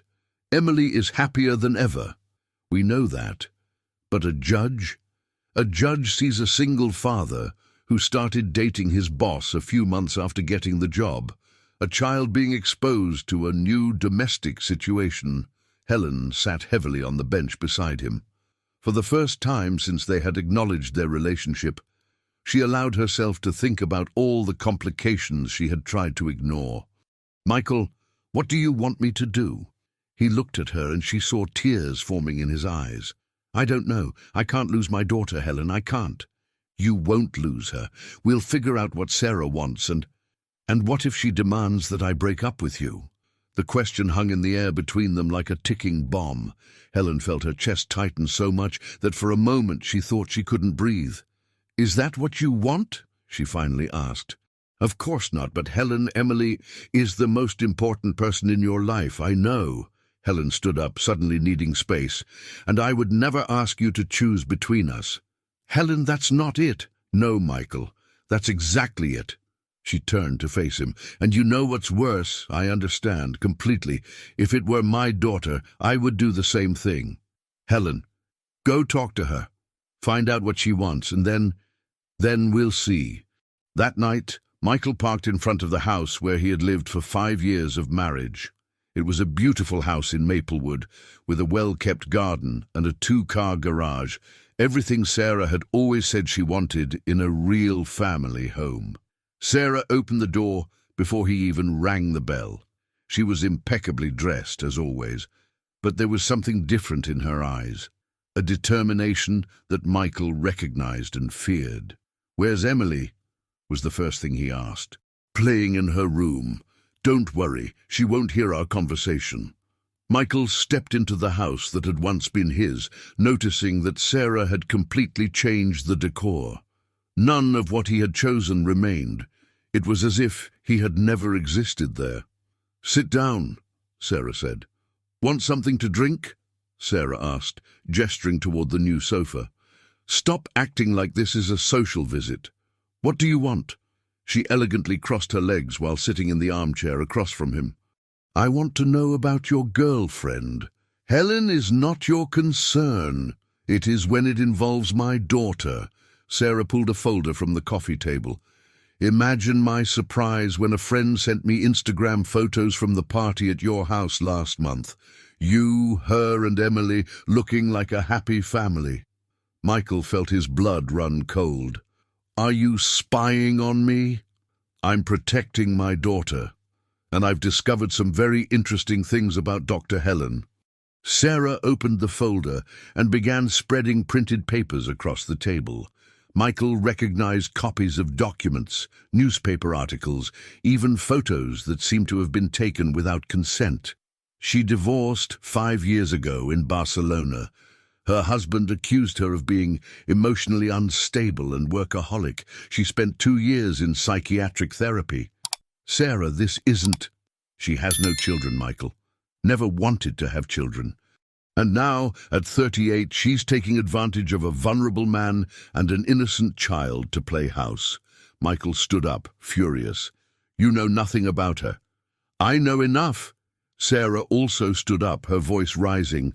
"I know our daughter is being exposed to a woman who has no experience or real interest in children. I know you're so smitten that you can't see the risks you're taking." "What risks, Sarah? Helen loves Emily, and Emily loves her." "Emily is a child. She doesn't understand the implications of what's happening. And you, Michael, you've always been too naive for your own good." "Enough." Michael's voice was dangerously low. "Stop this now." "I won't stop. I'm filing for a custody review tomorrow morning, and I will prove that you're putting your romantic interests above our daughter's well-being." "You can't do that." "I can, and I will. Unless—" "Unless what?" Sarah smiled, and it was a smile Michael knew well, the one she used when she thought she had won. "Unless you break up with her. Cut all personal contact. Maintain only a strictly professional relationship." "You're crazy." "I'm being a responsible mother. Michael, think of Emily. She needs stability, not another woman passing through her life temporarily." "Helen is not temporary." "How can you be sure? You've known each other for a few months. She doesn't even know if she wants to be a mother, and when she realizes that being a stepmother isn't the romantic fantasy she imagined, she'll leave, just like I did." Michael stared at her, shocked by the comparison. "You left because you were unhappy being a mother." "Helen." "Helen what, Michael?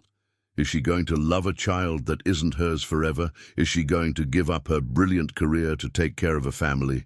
Is she going to be happy in a simple domestic life when she's used to international travel and professional success?" Each word was a precise stab at the insecurities Michael was trying to ignore, and Sarah knew exactly where to strike. "You're planting doubts where none exist. I'm opening your eyes. Michael, you deserve to be happy. But Emily deserves stability, and this woman cannot offer that." "How can you know?" "Because women like her don't stay. They play house for a while and then go back to their real lives." Michael fell silent, the poison of Sarah's words spreading through his system like a slow infection. 48 hours, Sarah said, returning to a controlled tone. "You have 48 hours to break up with her and give me assurances that you will keep your distance. Otherwise, my lawyer will file for a custody review." And what if I don't do that? Then you'll find out how much you're willing to risk to keep a woman who isn't even sure she wants the life you're offering. Michael left Sarah's house in a fog of confusion and pain. He drove aimlessly for almost an hour before realizing he was parked in front of Helen's building. She opened the door already in pajamas, but as soon as she saw his expression, all sleepiness vanished. "Michael, what happened?" He told her everything. Every word Sarah had said, every document she had shown, every threat she had made. Helen listened in silence, her face growing paler with each revelation. "She's investigating you," Michael finished. "Your personal life, your past, your marriage." "The marriage in Barcelona was complicated," Helen admitted. "I was in a tough phase of my life. But that has nothing to do with Helen. She's going to use all of this against us."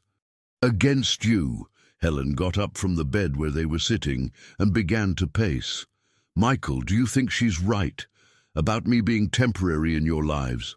"Of course not. But you have doubts." It wasn't a question, and Michael realized that his hesitation to respond was already an answer in itself. "Michael, look at me." Helen stopped in front of him.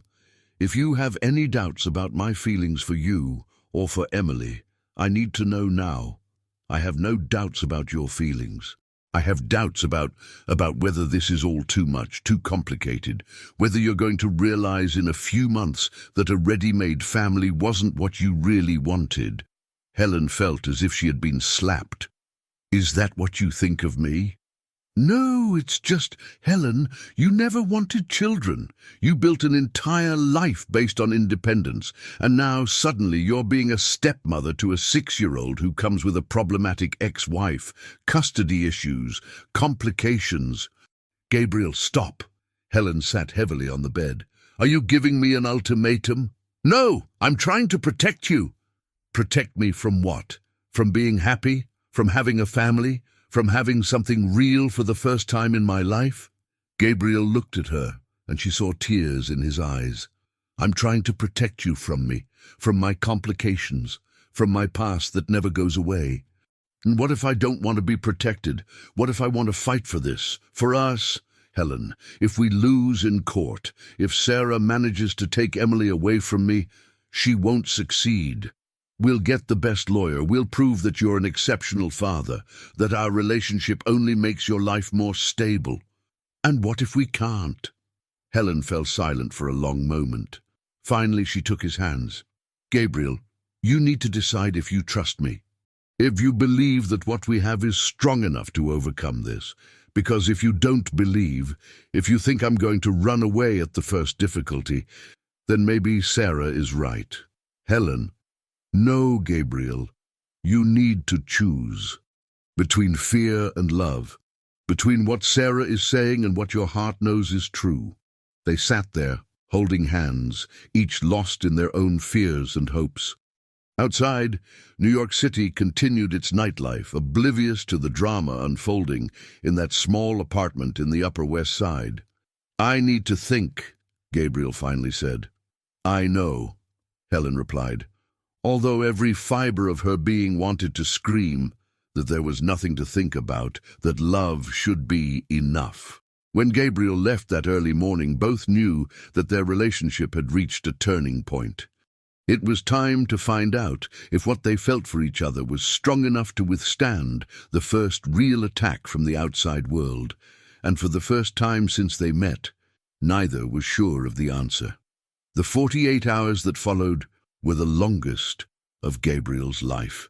He woke up on Tuesday feeling like he was trapped in a nightmare, but this time he couldn't wake up. Sarah's threat echoed in his head like a constant siren, mixed with Helen's words. "You need to choose." Between fear and love. Gabriel arrived at the clinic in an emotional fog. Helen was already there, but when their eyes met in the hallway, there was a distance that hadn't existed since the early days of working together. She greeted him formally, professionally, and Gabriel felt a physical pain in his chest. Throughout the morning he watched Helen work, the dedication with which she treated each child, the infinite patience with nervous parents, the way her eyes lit up when she managed to make a baby stop crying. How could Sarah say that this woman didn't have maternal instinct? But then doubts returned. What if Sarah was right about the temporariness? What if Helen really realized in a few months that being a stepmother was more complicated than she had imagined? Gabriel had seen marriages crumble for less than this. During lunch, he called his mother, Miss Carmen, a 65-year-old woman who had raised 3 children alone after her husband died in a work accident. "Mom, I need advice." "About Helen?" Gabriel wasn't surprised that she knew. Ms. Carmen had a special radar for complications in her children's lives. "How did you know?" "Son, you don't call me in the middle of the week just to chat since Emily was born.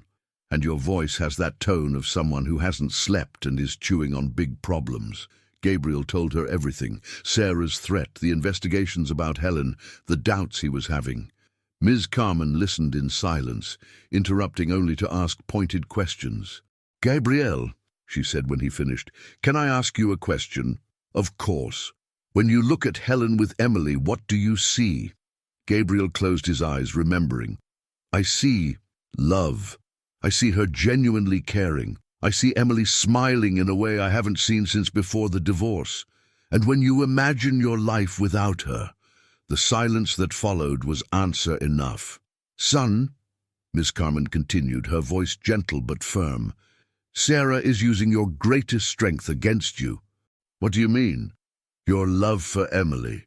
She knows you would do anything for the girl, even give up your own happiness. But Gabriel, have you stopped to think that an unhappy version of yourself is not a better father for Emily?"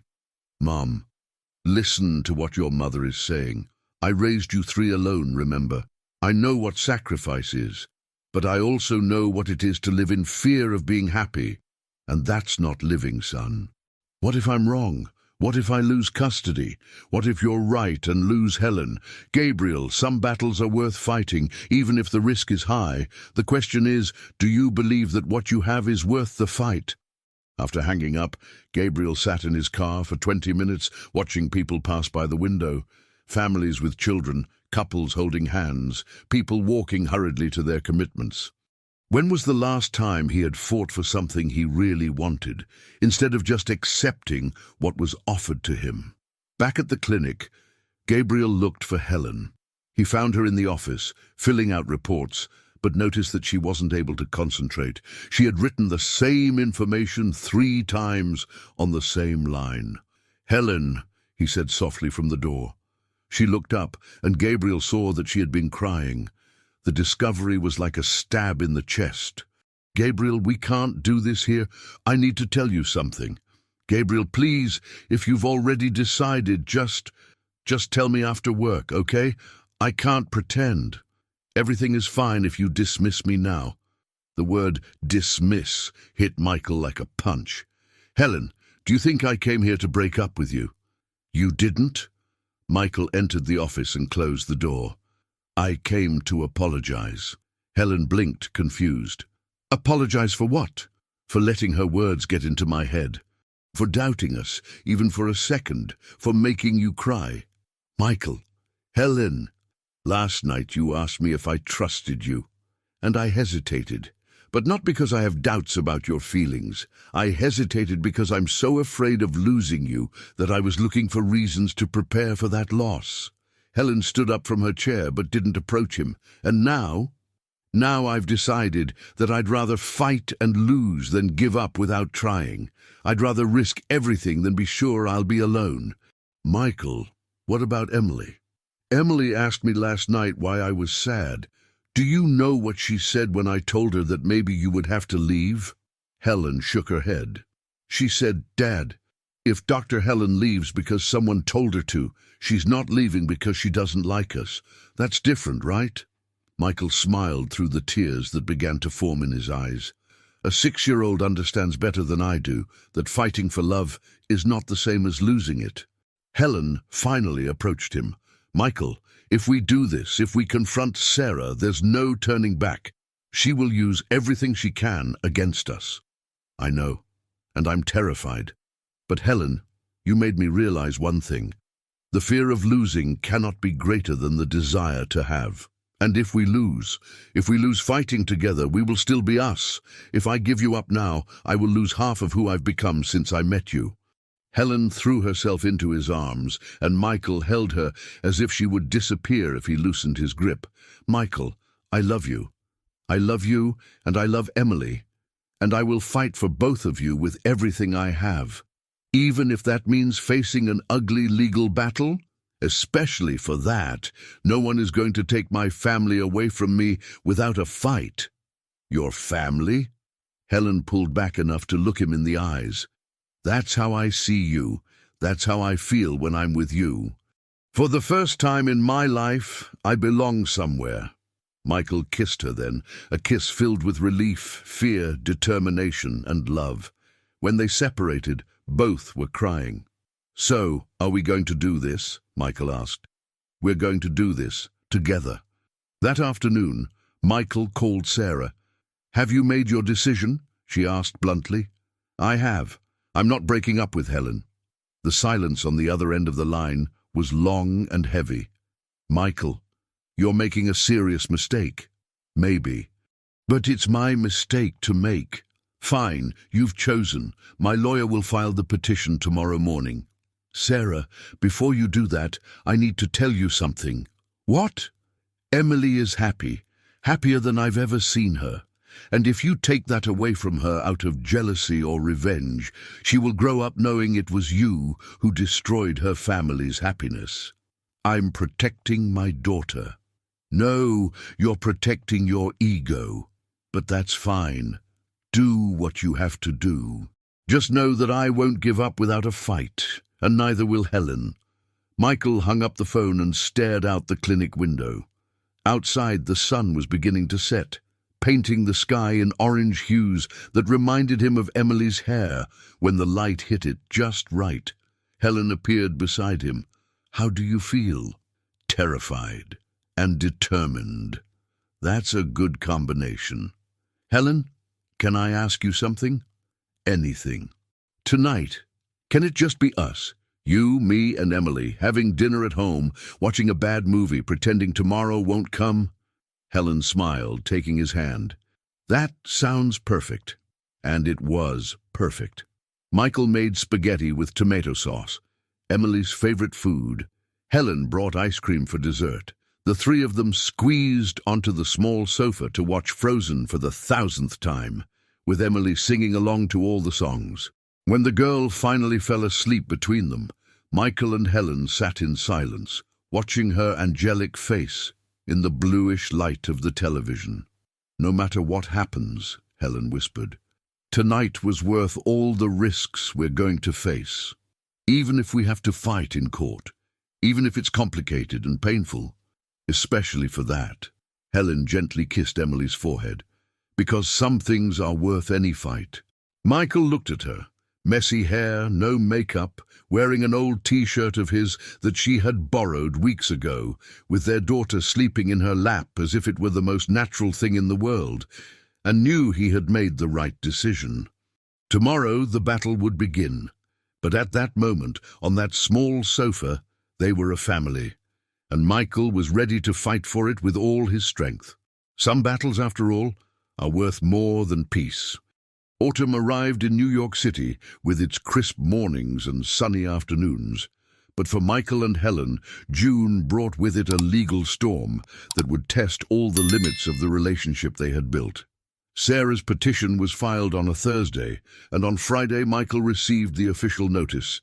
Hearing scheduled for July 15th, exactly 1 month to prepare for what could be the fight of their lives. Dr. Amanda Silver, the lawyer Helen had hired, was a woman in her 40s specializing in family law, with a formidable reputation for not losing cases involving joint custody.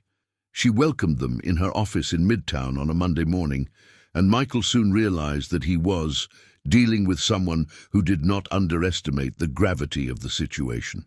"I'll be straightforward with you," Amanda said, spreading the documents across the polished mahogany table. Your ex-wife's petition is well constructed. She hired the firm Mendonça and Associates. They are expensive and competent. Michael felt his stomach drop. What does that mean? It means they know what they're doing. They claim substantial changes in the minor's home environment and exposure to unstable relationships that may affect the child's emotional development. But the relationship isn't unstable, Dr. Helen protested. To you it's not. But look at it from their perspective. Michael, you divorced less than a year ago. You started a relationship with your direct supervisor a few months later. Helen, you have no experience as a mother, went through a traumatic divorce in Barcelona, and technically hold a position of power over the child's father. They're making it sound like we're terrible people, Michael murmured. You're not terrible people, but on paper, to someone who doesn't know you, it might seem hasty. Amanda leaned forward. Now tell me, how is Emily? Really? Any problems at school? Behavioral changes? Nightmares? Anything they could use? Michael and Dr. Helen exchanged a glance. Actually, she's doing better than ever, Michael admitted. Her grades have improved. She's more sociable, happier at home. Great. That's our main defense. We'll need witnesses. Teachers, clinic colleagues, neighbors. Anyone who can attest that Emily is thriving in her current environment. And what about the investigations that Sarah did about me? Dr. Helen asked hesitantly. Amanda consulted her papers. They mention your therapy in Barcelona and some issues related to your previous marriage. We'll need to face this head-on. Are you willing to open up your personal life in front of a judge? Dr. Helen swallowed hard, but nodded. If it's necessary to protect Emily, yes. Good, because they will try to paint you as emotionally unstable. We need to prove otherwise. The following weeks were an emotional roller coaster. Michael and Dr. Helen tried to maintain normalcy at the clinic and at home with Emily, but the constant pressure of the impending hearing loomed over everything like a dark cloud. It was on a Tuesday morning that they received the first good news. Ms. Celine showed up at Dr. Helen's office with a determined expression that brooked no discussion. Dr. Helen, I heard about what's happening.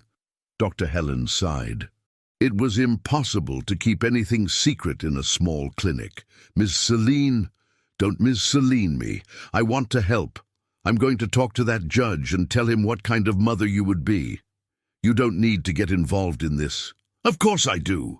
Do you think I'm going to stay quiet while a bitter woman tries to destroy the most beautiful family I've ever seen form? Miss Celine's eyes sparkled with fierce determination. Girl, I'm 70 years old. I've seen a lot in this life, and I can guarantee that what you have is special. Dr. Martin appeared at the door at that moment. Celine is right. We'll all testify if necessary. What you have is obvious to anyone with eyes. But this could affect the clinic, Michael began. Michael, Dr. Martin interrupted him. Do you think we're going to let a family be destroyed by bureaucracy? We're a team, and teams protect each other. The second piece of good news came from Emily's school. The teacher, Ms. Marissa, a middle-aged woman with 30 years of experience in early childhood education, asked to speak with Michael one Thursday afternoon. Mr. Michael, Emily mentioned that you are going through some legal difficulties related to custody. Michael confirmed, bracing himself for the worst. Well, I wanted you to know that as an educator, I have a duty to report any significant changes in a child's behavior. And I can say with all certainty that Emily has never been better. How so? She's more confident, more sociable, better in group activities, and she constantly talks about Dr. Helen with such affection that it's impossible not to notice the positive impact this woman is having on her life. Would you be willing to testify about this? Of course. And I can provide detailed reports on Emily's academic and social progress over the past few months. But it was the conversation with Emily that truly strengthened Michael's resolve. One night after dinner, the girl came to him in his room with a serious expression that didn't match her 7 years. Dad, I need to tell you something important.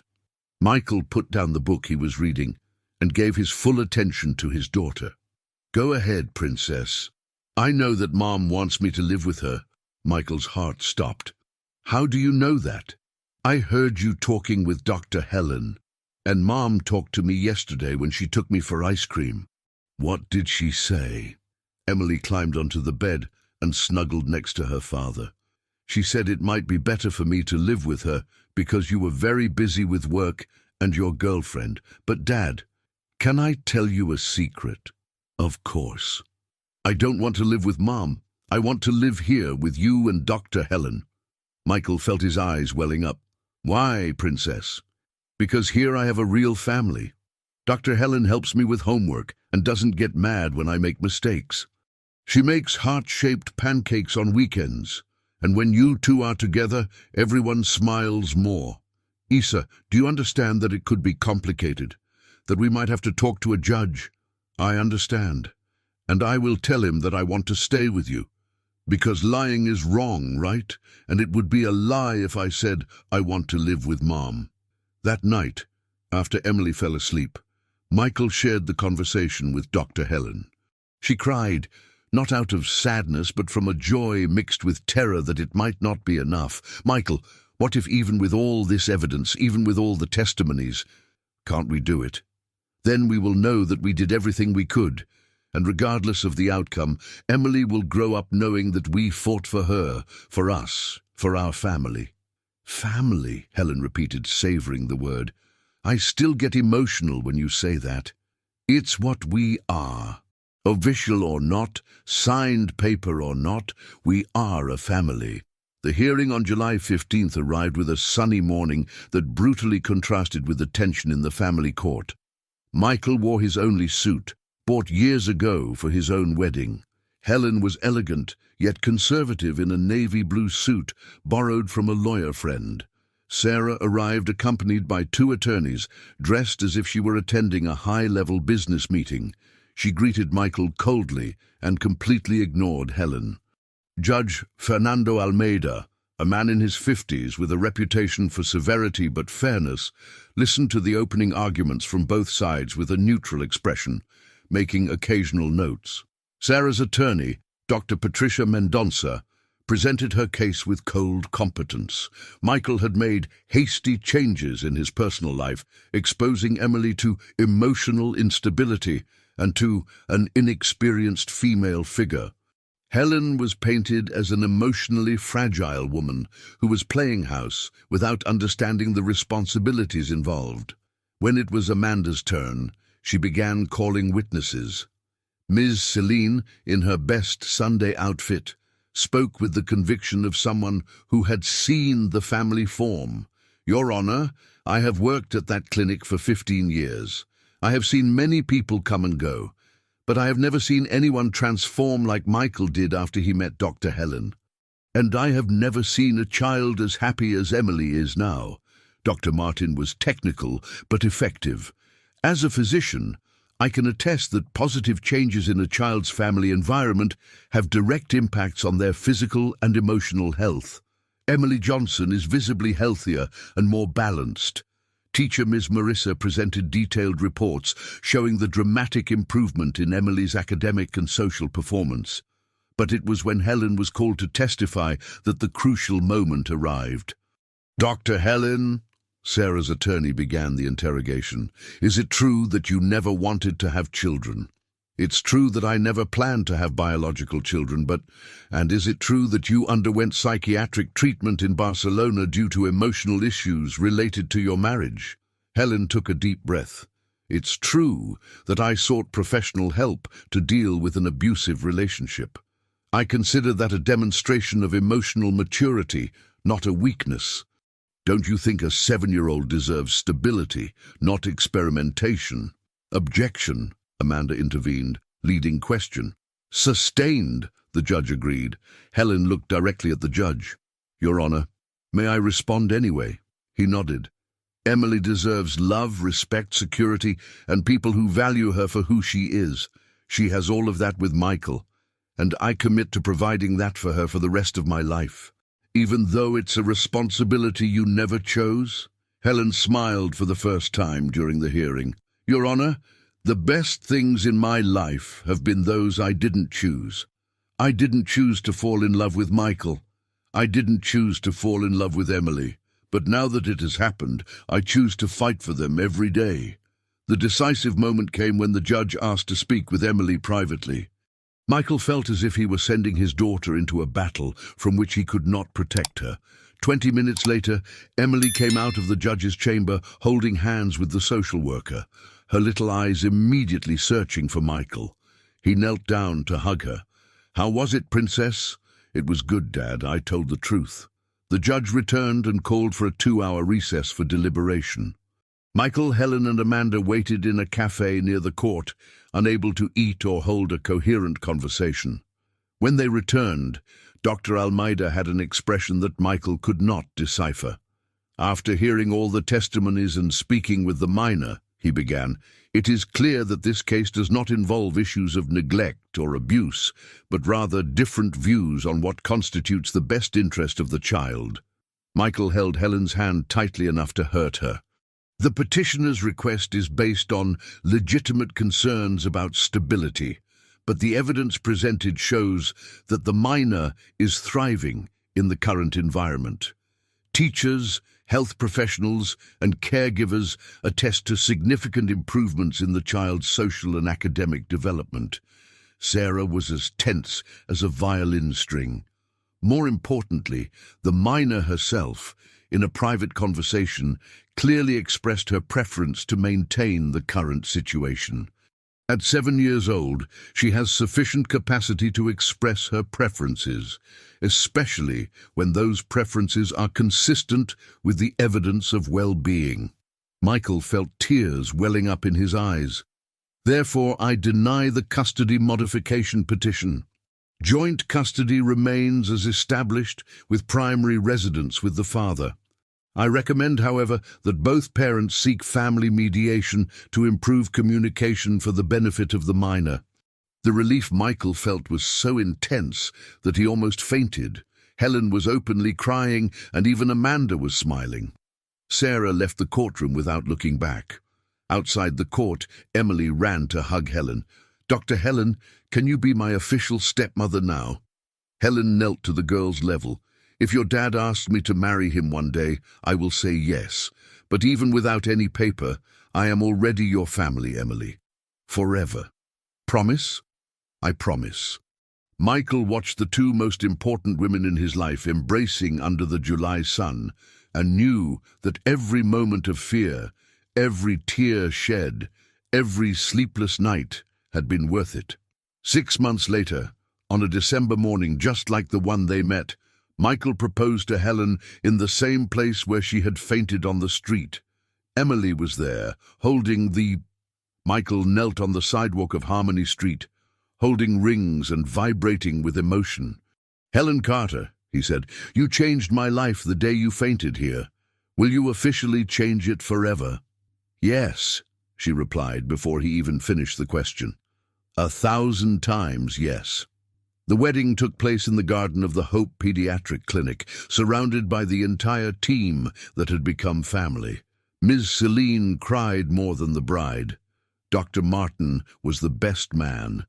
Emily was the proudest maid of honor New York had ever seen.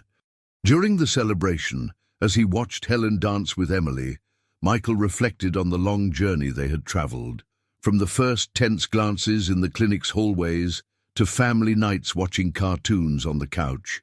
From the threat of losing everything to the certainty that some things are worth any struggle. "No regrets?" Helen asked when they finally managed to find a moment alone. Michael looked at Emily playing with the other kids at the party, radiant in a pink party dress that Helen had chosen with her. "Not one," he replied, pulling her closer. "And you?" "Not one," she echoed, kissing him softly.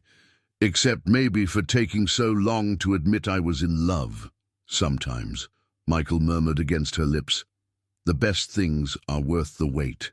"And the fight," Helen added. "And the fight," he agreed. Across the garden, Emily was telling anyone who would listen that she now had officially the best family in the whole world. and looking at Michael and Helen dancing slowly under the string lights, surrounded by people who loved and cheered for them. It was hard to disagree with the 7-year-old's assessment. Some stories begin with casual encounters on any given morning. But the best stories are those where people decide to fight for those casual encounters, turning coincidences into choices and moments into lifelong memories. Michael Johnson and Helen Carter had discovered that love was not just a feeling that happened to people. It was a decision made every day, especially on the hardest days, and they were ready to continue making that decision for the rest of their lives.